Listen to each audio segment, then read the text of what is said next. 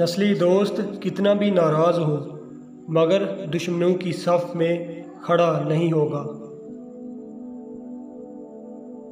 اگر زندگی کا ساتھی لاچار ہو جائے تو اسے چھوڑا نہیں جاتا بلکہ سنبھالا جاتا ہے۔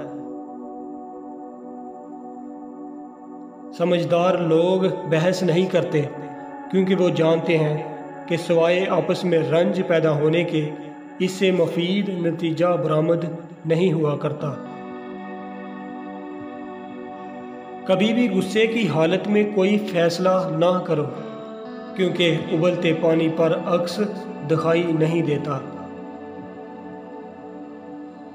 اگر آپ کسی اور کی طرح بننے کی کوشش کر رہے ہیں تو آپ اپنے آپ کو ضائع کر رہے ہیں۔